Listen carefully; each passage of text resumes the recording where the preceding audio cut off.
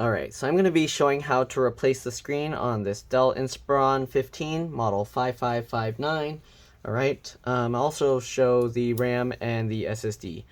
So anyways, for the screen, first thing you want to do is remove the battery. So you slide this thing over to the left, alright, and then you can go ahead and lift the battery out. The battery model, if you need it, is here, M5Y1K. Alright, so right there. We're going to set the battery aside for now. Let's go ahead and open up this bottom cover just because it's quick to show. Alright, so there's two screws. We're going to use a PH1 or JS1 screwdriver. Apparently one screw is missing here, but yeah, you want to keep all the screws in order because they can be different size, shape, and lengths. Alright, but other than that, let's go ahead and pop this open. So there's this little area here to pop open the cover. Okay, so you're just going to lift that up and then work your way over, and there we go. Alright, so here you can see two sticks of RAM. We're going to pop one out, so just pull these two tabs to the side, pops up at an angle like that, then you can pull it out. And the RAM here is a 4 gig PC3L 12800S. Alright, so you should be able to use any PC3L 12800S RAM. So if you want, you can get two 8 gigs. If they have 16 gigs, you can even put that. But anyways, then there's also a 2.5-inch SATA hard drive here. I don't want to pull this out just because the cable is a little bit more risky, but there's 4 screws here. Once you do that, you have this little plastic tab. You can lift this up. I have other computers showing this same exact model or very similar model where I actually take the hard drive out, but you can flip this latch up and then you can pull this little cable out. All right, and then you just detach this SATA cable like every other one. Usually I'll pull this out and then it'll form a gap here in between the connector and the hard drive, and I'll use that to pop the connector off. Alright, so then you have the speaker connector here, and you have the BIOS or Cmos battery here. To remove that, you just push this battery in this way. This part is spring-loaded, and then you can actually flip the battery up. Again, I'm not going to be messing with that because the only issue with this is a broken screen. So let's go ahead and get to the screen because I don't want to mess with this and then damage other components. These are customer computers, so keep that in mind. Alright, I don't own these. Anyways, if this video helps you out, make sure to like, subscribe, share my channel with others. If it helps you save a bunch of money, please consider contributing a little to the channel. Every little bit helps and allows me to continue making these videos for a living. Alright, anyways, so I already started the process here. So once we've removed the battery, we're going to press and hold the power button for about 15 seconds. This will drain any residual power from the motherboard and make it a lot safer to work on. If you don't, there's a good chance you're going to fry either the screen, the motherboard, or the backlight circuit on the motherboard. Okay, all around this bezel, they actually have some adhesive. So to remove that, it's somewhat of a pain. You kind of have to lift it and then kind of go underneath and cut it off. I'll show you what I mean, but I did actually remove most of the adhesive here, so you're not going to actually see much adhesive. But basically, like most of these with the plastic bezel, you lift from the middle and then you push this down and into the center of the computer. Okay, so same thing with the side here. I'm basically pulling the middle up with my thumb and then using my fingers to help twist it and push it in towards the center. Okay, so just like that, we're going to rotate this over. Okay, and then we're going to go work our way across the bottom. So when you first work on this, I actually removed all the adhesive, but there's going to be adhesive all around the entire screen, like going around the border here, going around the border here, and that. If your screen is already broken, you don't need to worry. You can go ahead and just try and peel it out. But as you go, if you peel slowly, it will slowly separate. It just takes quite a bit of force and effort. All right, so keep that in mind. All right, so now we're going to remove the screen here. There's 4 screws holding it in place. All right, they're all PH1 or JS1 screws. Okay, so we're gonna just undo those 4 screws. Okay, just like this. Alright, so now that we got all 4 screws out, we're going to go ahead and flop the screen forward and then take it out. Alright, so let me show you here. We're going to rotate it this way. We're going to grab the screen. Let me try and get this in view. Okay, we're going to grab the screen and tip this forward. Alright, again, hopefully you did the step where you held down and the power button after removing the battery. Next, we're going to go ahead and remove this cable here. You can actually see the screen model number right here. So you want to actually check yours because your screen might be different.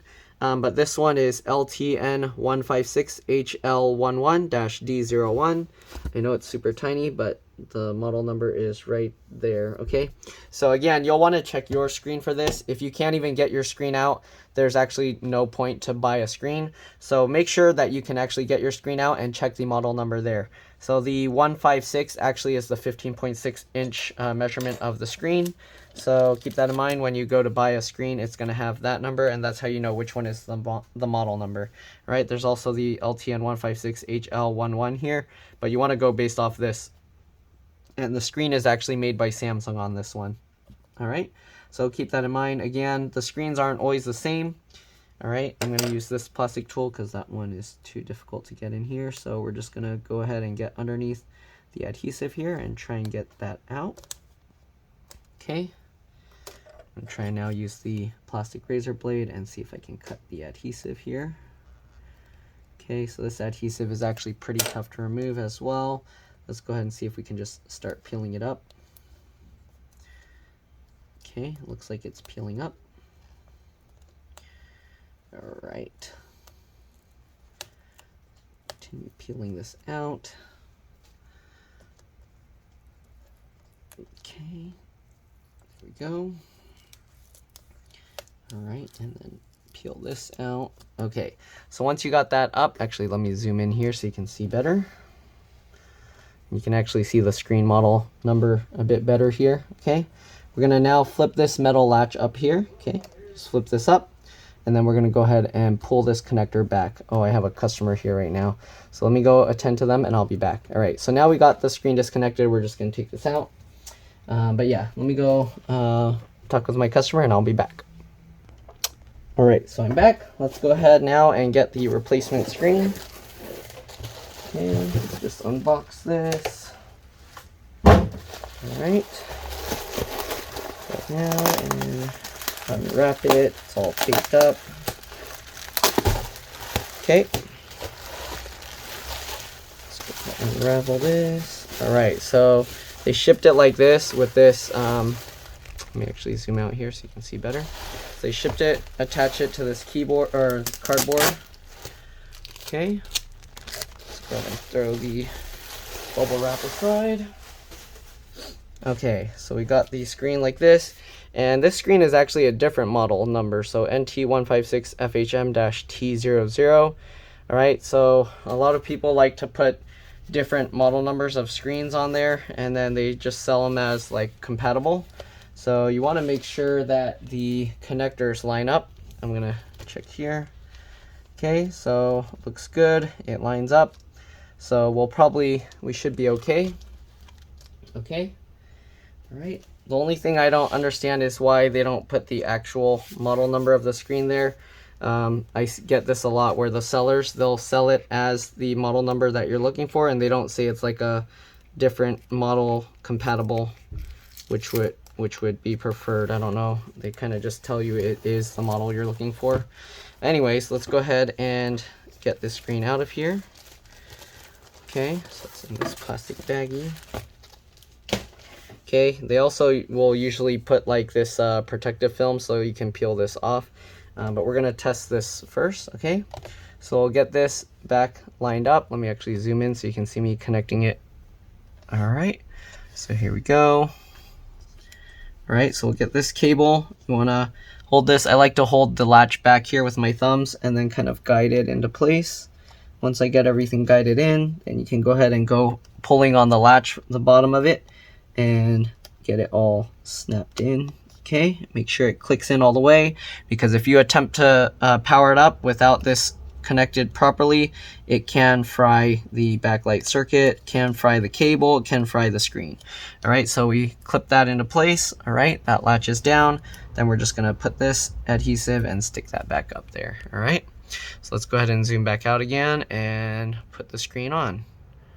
Okay, so now we're gonna tip this back over. All right, and we're gonna let the screen fall backwards into place. All right, get the four corners lined up. All right, and then let's go ahead now and get the 4 screws in. All right, pretty simple, straightforward. Again, when I was first removing the screen, it was a huge pain, because the adhesive around the screen was very strong. So keep that in mind. If you're trying to remove the frame, it's not going to be easy. But if your screen is already broken, then you don't really need to worry too much. You can just try and force it out, and if it destroys the screen, it destroys the screen more. But yeah, alright, so let's go ahead and get these screws in. Make sure this cable is also into that little notch there. I'm going to slowly close this up and put the battery back in. Okay, battery goes in at an angle like that, swings down, and it auto locks into place. We're going to open this back up and power up the computer and make sure it's working. So I just saw the caps lock light on. Hopefully the battery's charged up. I see the screen went darker. Okay, so there we go. And you can see it's on.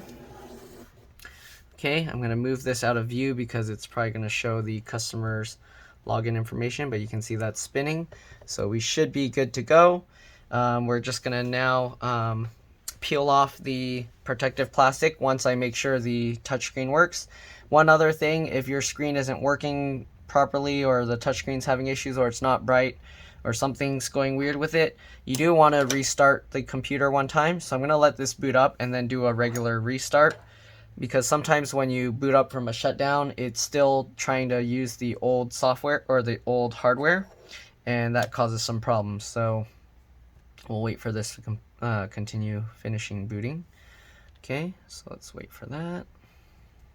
You can see the screen is like staying off. I can actually see the touchscreen is following my finger, so it should be okay. Alright, so let's actually go ahead and peel off the plastic here. So there's the little tab on this edge. We're just going to peel that up. Okay, so we're going to take that and we're just going to peel that off. And it helps to actually pull the thing like along the screen, like roll it this way. You don't want to pull it away from the screen because that can actually put pressure on the screen, separating the layers. So the LCD panels, these screens are actually made of multiple layers. So keep that in mind. If you were to kind of just pull on it, it can separate those layers and you can crack the screen that way. Okay. Alright, anyways, we can actually go ahead and put this on while we're waiting because for some reason it's taking a long time to boot up. I don't know if maybe it still thinks there's the other screen. But anyways, we're going to drop this in, okay, just like that, and then kind of click that in. It helps to kind of do the top edge first. So we're going to go up here. You push around the edge, all right, and then basically the center piece will lift up as it's kind of pushing in. So just like that, and you just go all the way around, okay. All right. Oh, it's actually opening the, oops. That scared me because I did Windows P, which opens the screen selection. So as you can see, and I saw that blue stripe without the words on it, and I thought that the screen was broken. But anyways, let's go ahead and snap this back into place. Okay, we're going to go around the top edge here. Again, we're just going around, pushing the outer edge, outermost edge, and the center part will pretty much fall into place the right way. So we're going to do the same thing back here. We're going to put our hand on the back of the screen, and then we're going to go ahead and push down here. You can hear it all clicking into place. Alright, let me make sure to shut this down. It's actually showing the date and time. You can see Friday, 3:55 p.m., February 11th. Alright, so I'm just swiping up. Again, it helps to do a restart, so I'm going to push the power button, and then I'm going to restart. It did say update and restart. Hopefully it's not a big update that it's working on. Okay, and yeah, let's go ahead and now just make sure everything is snapped in. Everything seems good. Again, when you push on this, make sure you have some pressure on the back, and then snap these two in. So to snap those in, I just get one finger back here and then one finger on the other side, and then just pinch it together. But that's pretty much it. So this thing is all reassembled. Hopefully this video helped you guys out. Again, if it did, like, subscribe, share my channel with others. If it helped you save a bunch of money, please consider contributing a little to the channel. Thanks for watching, and I'll see you all in the next one. Alright, excuse me. Let's drop this. Bye.